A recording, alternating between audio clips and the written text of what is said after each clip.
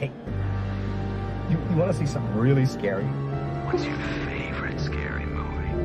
I'm gonna scare the hell out of you. What was living behind that boy's eyes was purely and simply evil.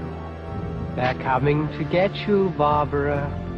When there's no more room in hell, the dead will walk here. What's blood for, if not for shedding? Welcome to Fright Night. Welcome back to Jump Scare. I'm Betty. And I'm Chad.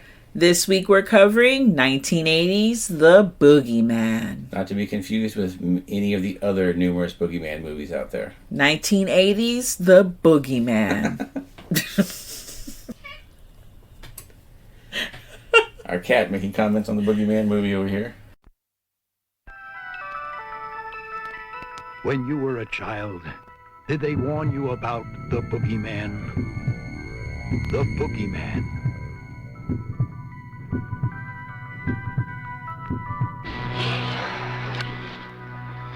He hurt bad children and did terrible things to their mommies. But you can't kill the Boogeyman.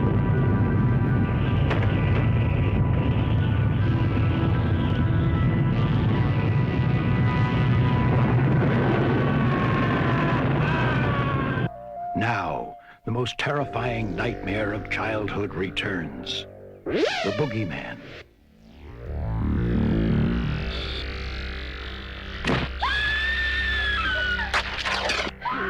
The Boogeyman. He's going to get you. And you.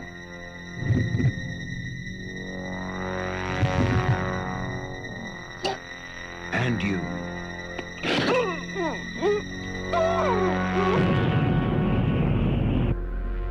You're not going to scare me. Had its own power. The Boogeyman.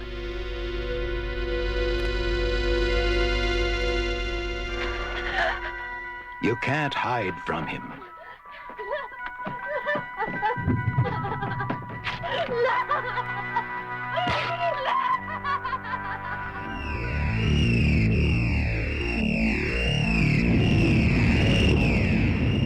By the time they believe in him, it'll be too late. The Boogeyman, he's going to get you. She's like, make sure you're talking about the correct Boogeyman. So this film was directed by Uli Lommel. Yes. And it was co-written by his wife, who also stars in the movie. Yeah, Susanna Love is her name. And the actor who plays her brother in this is actually her brother, Nicholas Love. So I thought that was kind of interesting because you don't see a lot of actual siblings playing siblings on screen, you know? It was a family affair. It was. And let me tell you, I didn't know what to expect going into this film, but right off the bat, you were like, oh, okay, so this is a Halloween ripoff, or is this a Amityville ripoff? And the answer is both. It's a ripoff of many things. It's a little bit of, it's you know, has this little here and a little sprinkle there. You get the beginning of it, you get the mom making out on the couch with her boyfriend, and who she gets the great idea of, hey, why don't you put my stocking over your face? That'll be hot. You'll look like a creepy rapist then, and that'll be awesome. Let me tell you, it is not a good look. It is not a good look. It is very horrible. No dude looks good with the stocking over his face like that. They all look like they're the Southside rapist come to get you. And then, you know, like these moms tend to do, while she's having sex with this fucking weird guy on the couch and drinking her liquor, here she had put her two children. They just drink straight from the bottle, no glass at all. That's because it's to indicate they're not classy. Yeah. Her poor children, she threw out of the house. Mind you, they're like fucking 5 and like 6 years old. They're literally out. Oh no, I'm sorry. The girl's actually 3 years old because they make a point to say that she's 3. They're 3 and 5. And they're outside the house. It's nighttime. They're cold. She locked them on the fucking porch. and they're staring into the window, and it's so creepy when the kids are like weirdly smiling. Like, what are these kids thinking? Like, they see their mom, her legs are all open. Mind you, they don't show anything per se. Like, she's not like naked, but you know something is going on, and it's weird. Yeah, and then of course, like, all these things are like, you can't be watching us. We locked you outside. Here's my thing. Why didn't they just put them in their rooms and lock the door? Exactly. What Give the them a storybook heck? and a cookie and just go on about their life. But no, they made a point of locking them outside, which means, of course, they're going to be peeping in the window trying to get in. Yeah, of course, you know, and then poor Willie and Lacey. Like, I can't. And then for some reason, the boyfriend decides, you know what? I don't like this kid looking at me. So I'm going to tie the kid to the bed, the boy. I'm going to tie him, his hands and his feet with a rope, and gag him on the bed. And then we're just going to put the little girl to bed. It's fine. Yeah, that's I don't understand that. But with the other thing that was very uncomfortable to me is when you see the shot, it's just the mom with the standing up against the door, and you hear like muffling, and I was thinking like all kinds of terrible fucking things because they're not showing what's actually happening at first. You just hear like kind of like a struggle and like muffles, and then when the camera pans over, you see the disgusting guy who is wearing the nylon still in his face, right? Yeah, that's not creepy at all. He's straddling this little boy who weighs like, what, 40 pounds? 40, 50 pounds max. And is tying him to this bed so aggressively. And I'm just like, what the fuck, dude? And, you know, I didn't know what to think when I first saw this. I thought, oh, okay, well, we all know this fucking kid, like, I don't know why, but when kids in horror movies see their parents have sex, one of the kids or both of the kids go fucking crazy. They lose their minds and they grow up to be fucking psychos. And they grow up to be sexually repressed, you know, and like sex is a sin. And it's gross. It's actually like, no, it's a no. Yeah, it's a hard no. Once they do that, they're never coming back. They're never going to be right again after that. So the mom and the creepy dude are finally in their bedroom where they fucking belong. And, you know, they're getting on and whatnot. And Lacey decides, you know what? I'm going to go to the kitchen. She pulls out a butcher knife. Then we have the whole, like, here we go with the Halloween. It's just like the POV of her holding the knife, going down the hallway. No. She brings the knife in and cuts the brother loose. Oh, yes. I thought it was her doing that first, and then they go, okay, fine. So, yeah, she brings the brother. She takes the brother's, like, ties off with the knife and whatnot. And man, that knife is sharp because that little girl is barely putting any pressure on it. She just touches the knife to the ropes and they just slice in two. Or she's a 3-year-old that's fucking good with a damn knife. One or the other. Either way, it's terrifying. And maybe the rope was really brittle. Maybe Could that's be either what way, it a was. little of both. And then we have the shot of Willie going down the hallway to, you know, surprise. That's where you have the POV shot. You just see the big knife in his hand going down the hallway. The knife it is might huge. as well have been playing the Halloween theme, for Christ's sake. And yeah, he stabs multiple times the lover. The lover, as he's referred later on in the movie as the lover. Yeah. He stabbed multiple times, and the mom, you know, screaming or whatever. And then we flash forward, and you know, you don't know what the fuck is going on. You're on a farm now. There's older people, you know, a woman, an older woman, a young woman, an older woman, an older man, you know, and a young guy. And then you learn at that point that we flash forward, and you know, Lacey is living with, is married to a cop. They have a kid. You know, they live with Jake. So is the dad name? Yeah, his dad name was the guy's name was Jake, right? The father's name is Jake. The father's name is Jake. They live with Jake's parents. They all live together, and the brother still lives with them. And the brother lives with them, and he's mute. He has not spoken since the night of the incident.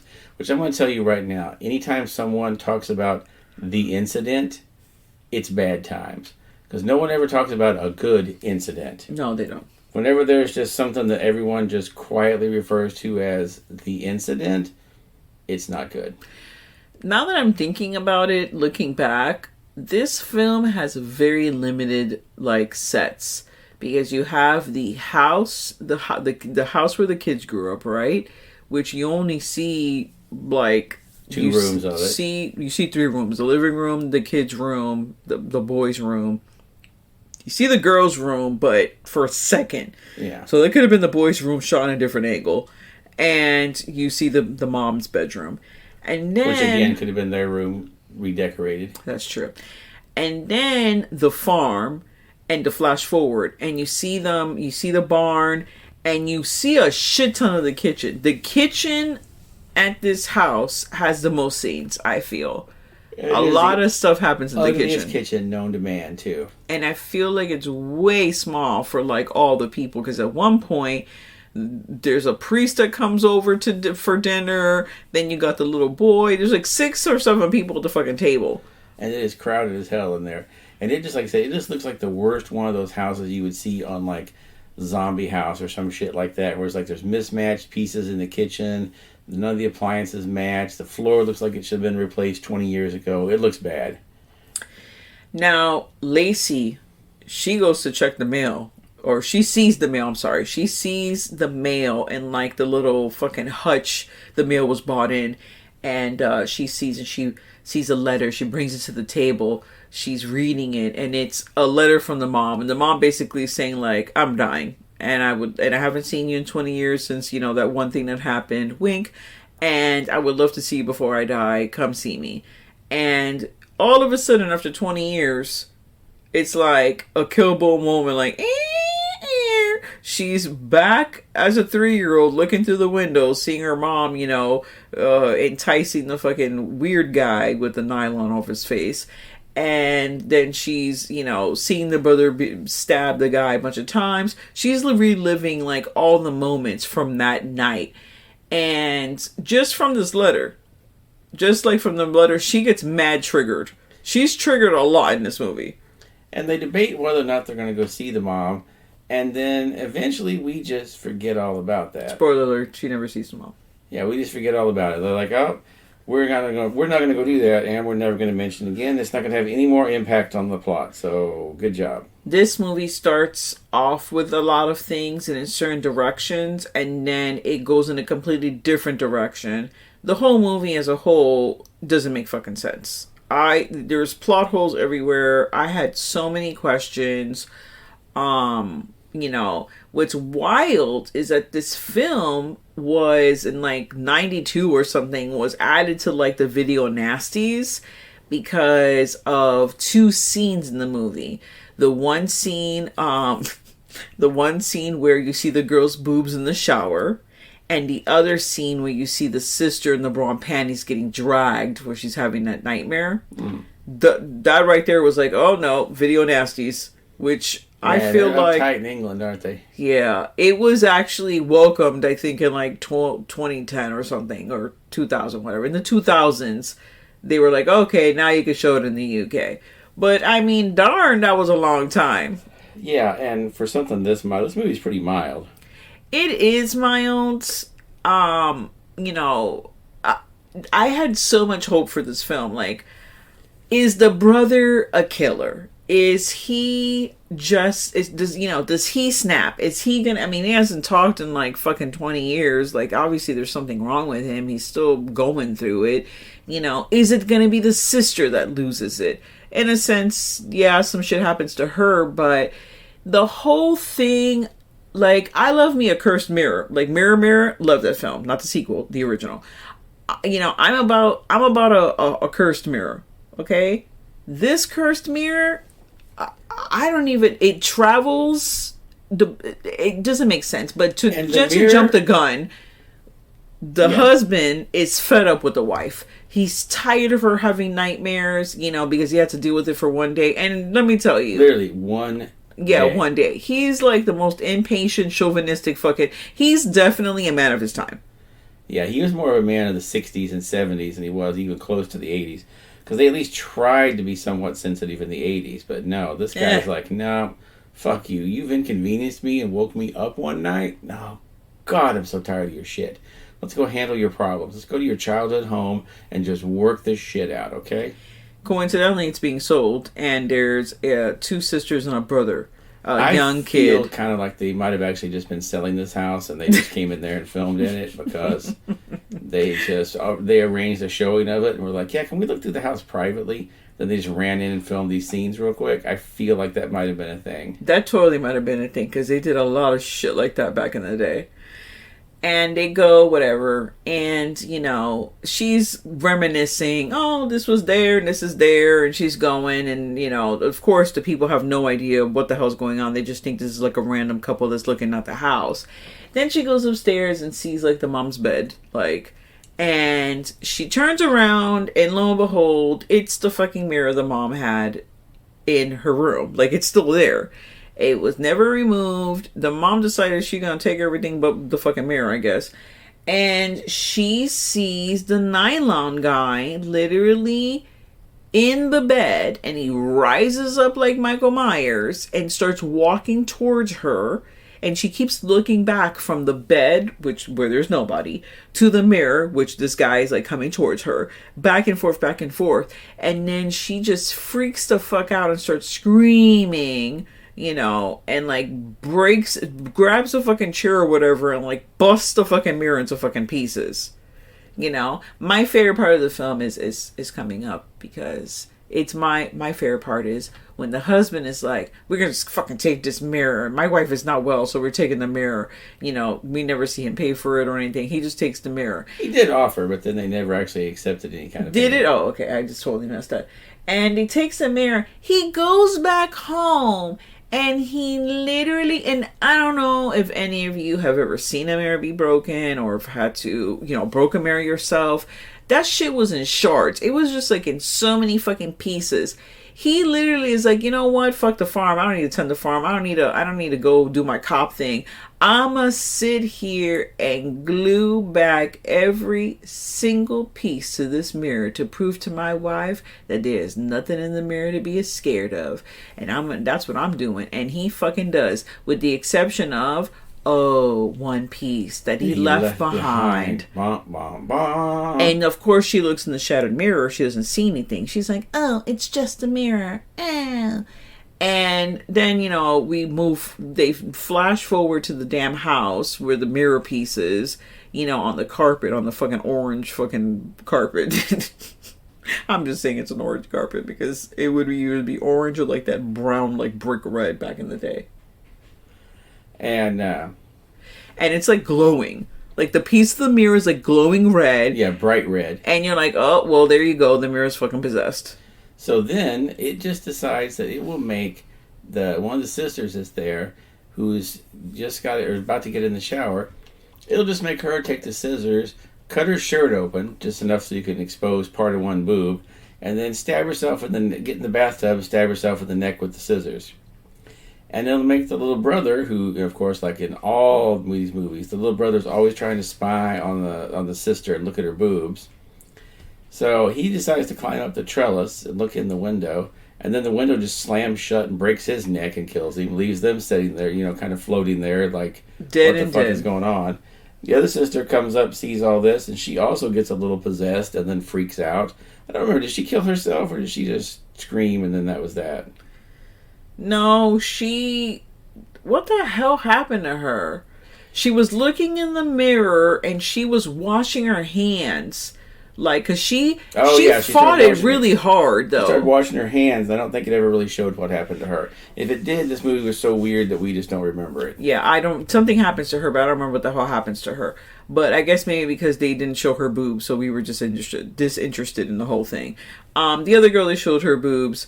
It was fine. It was like, okay. And they did show both boobs. It was just one, you saw the areola, and the other one, you did not. It was kind of like side boob.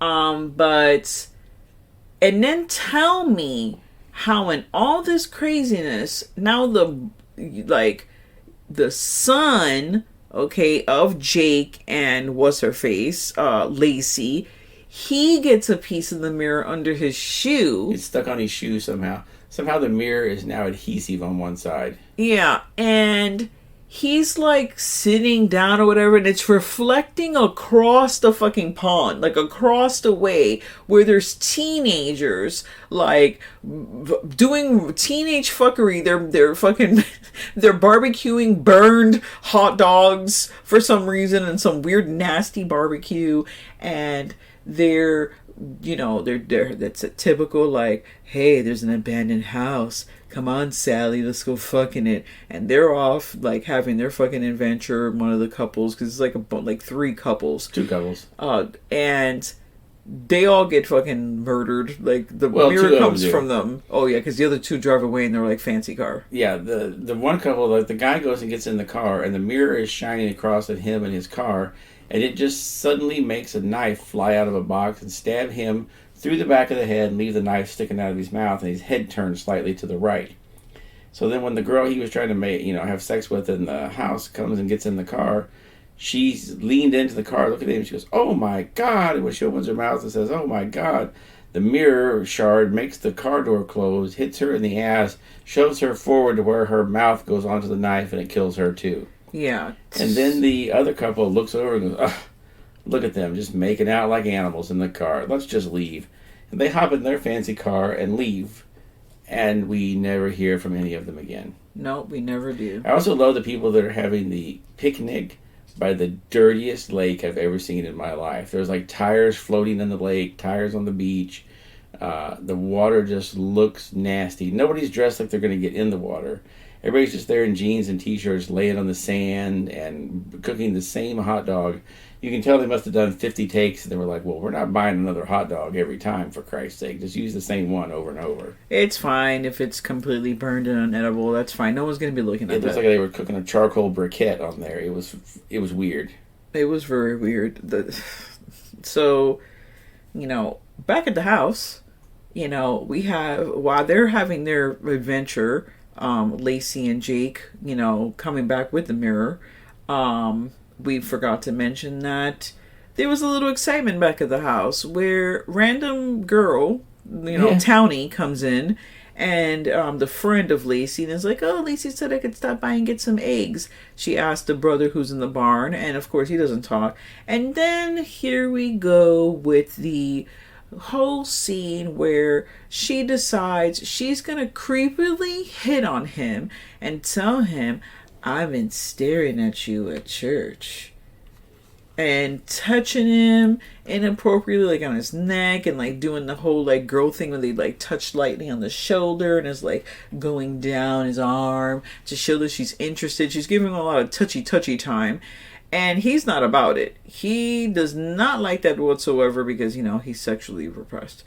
And yeah, he pulls a Michael Myers and just fucking starts chokeholding her, like choking her and lifting her up where her shoes are dangling. And I don't know what it was, but he sees his reflection in the mirror. And I did like that scene because it reminded me kind of a Twin Peaks of the creepy freaking guy with the long hair. What's his name? Bob. Yeah. Right? Where he has that crazy grin on his face. The kid has a crazy smile on his face, like very like malicious looking. Yeah, he looks like he's really enjoying this. Yeah, it is not a friendly smile. It is mad creepy. But then when the camera pans back to him, he just looks angry. He's not smiling at all. It's just like he sees like his inner demon like smiling at him, like it's just like his true self, which I'm like, okay, so are all the mirrors cursed? Is the spirit of the lover randomly going from mirror to mirror and possessing people? That's what didn't make any damn sense to me. So the guy sees himself, and I guess he's not about it. He's like, oh shit, and he drops her. I was shocked that she fucking got away with her life. And also I was shocked that she did not come back with the cops. But I guess she figured this was a cop and they were going to believe her. So I don't know what the hell she was thinking. And what was the point of making him a cop anyhow? Because it never really came up. You never saw him in uniform. They had a cop car and they're like, boom, we have this cop car. And coincidentally, there was a uniform in the trunk and that's what we're going to use. But they never even showed the guy in uniform. I think he was in uniform when he first got to the house. When he was first driving down the thing. When the other guy was telling like, oh, thank God for Jake. because whatever, Lacey, thank God Jake, Lacey has Jake, and then the brother's a mute, but he's a good worker. When that whole scene, like right at the beginning, where the two old men are talking to one another, it's just like, okay. I think it was the priest talking. Yeah, it was the priest, because they invited him to dinner later, talking to the grandpa. So you have this whole thing, and then the guy starts like going through all the mirrors. What is he putting? Turpentine?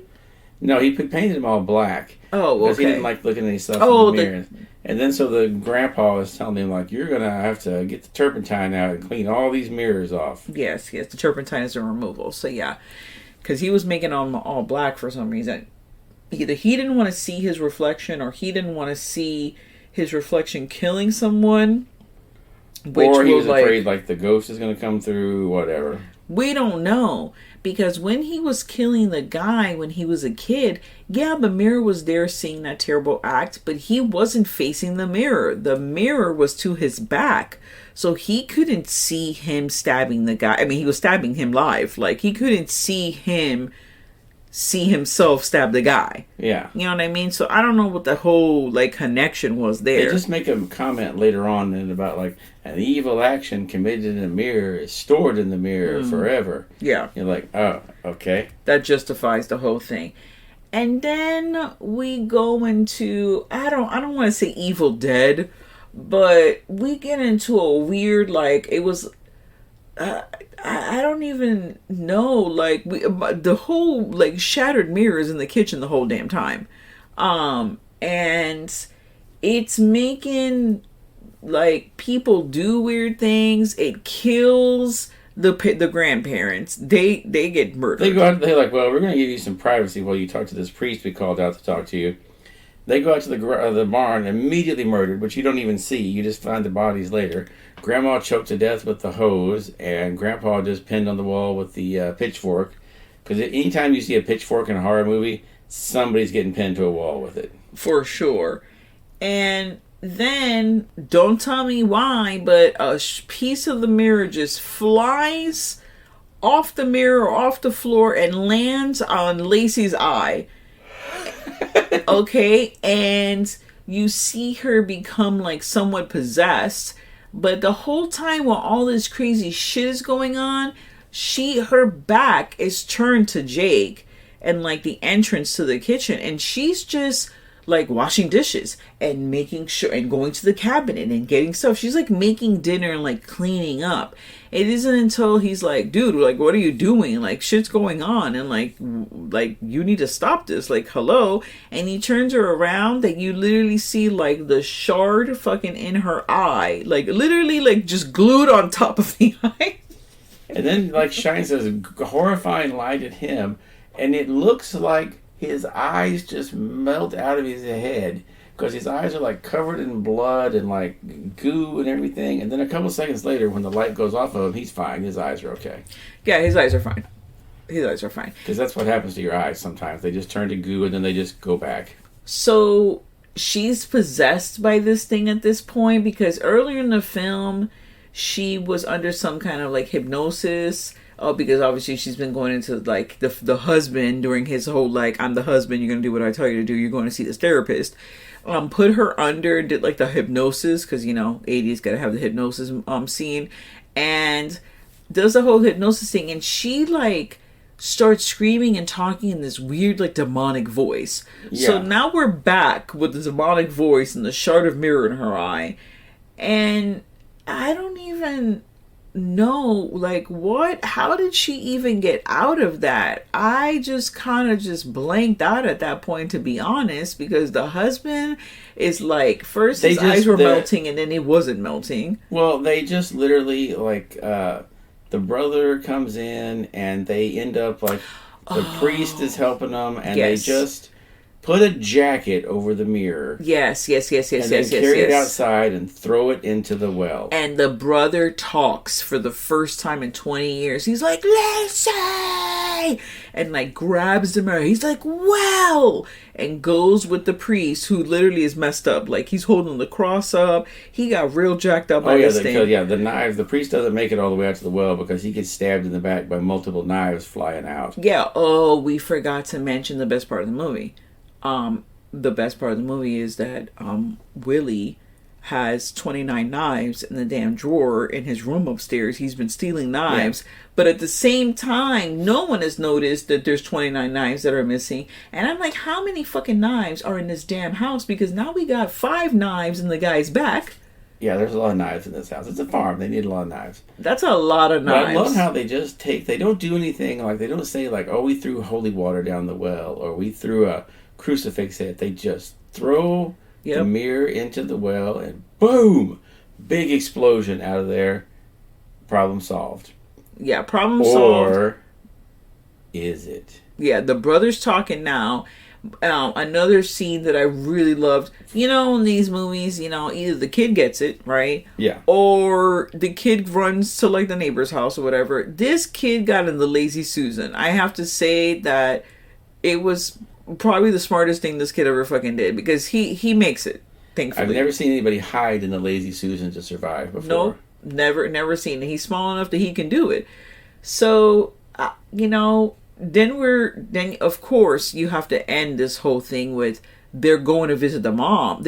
I'm assuming they're going to visit the mom, but they're actually visiting the grandparents, because there's that whole dialogue like, oh, it's not your fault that they died, and it's like crickets. They're leaving the damn flowers for the grandparents. Yeah, they're going to the cemetery to visit because the grandparents are dead. Priest is dead. They never really mentioned if the mom died or if she... We're just assuming she did, and it doesn't matter. It's like, okay, you were terrible parents, so who cares if you died? Of course, there's the one shard of mirror still left on the little boy's shoe. Why? And nobody's noticed it, apparently. He leaves it behind in the cemetery. After he jumped up and down like 20 times, okay? On someone's grave, mind you. As they walk away, the mirror piece starts to glow because you know shenanigans are about to ensue. And Fiend. Yeah. This movie. And by the way, their farmhouse looks eerily like a brick version of the Amityville house. Oh, hands down. It's exactly. It's got the glowing, like the light in the windows. It looks like eyes. It's very obviously supposed to be the Amityville house. Yeah, it's like whiter, like the difference between where like the windows are, because they look like eyes in the original house. The windows are higher up, so it doesn't look exactly like it, but the cutout, the way, the shape of the front of it is exactly like it, and then like the suggestion of like the high windows on the top for the eyes, and then at one point at the end when they're running out, there's a bottom light in the kitchen and that's green, but the top part of the house, they have red lights on, and I'm just like, I can't. All I was thinking was like, that's probably the most expensive thing they had in this whole damn movie, besides the 75 knives they have to buy, was the fucking 2 light bulbs that they had to buy for the special effects. I'm gonna go ahead and tell you right now, this is a 1 knife movie, and it only gets 1 knife because of a couple of entertaining scenes that I laughed at. It gets 1 knife and a half. Because there was 5 seconds of boob, and I thought the kill of the little boy was pretty clever, because I wasn't expecting for the little boy to die per se, even though he's a disposable character, but the way that he died was pretty cool. I do like those two characters' death, but that's it. But for a movie that had 75 knives to only get 1 knife, man, from you and a knife and a half from me, you know this is a bad one. Yeah, it's not good. It's not good. Do I regret watching it though? No, I don't regret. Oddly enough, I do not regret watching this, because I wanted to know where this was going. And it went to nowhere and very weird places at the same time. Yes, this is one of those movies where I'm like baffled. I am baffled by this film. Where do we even see this? It's on Shudder. Okay, Shudder. It's on Shudder. They have hit this, and the other movie that he did, the Devonsville Terror, is on there, which I gotta watch that one now and see if it's as nonsensical and weird as this. Ooh, I don't know if I could dedicate another like hour plus to him. No offense, Uli, but nah, I'm good. No. Well, thank you so much for joining us in another episode of Jump Scare the Horror Podcast. Stay tuned to the horror. And now, folks, it's time to say goodnight. We sincerely appreciate your patronage and hope we've succeeded in bringing you an enjoyable evening of entertainment. Please drive home carefully and come back again soon. Good night.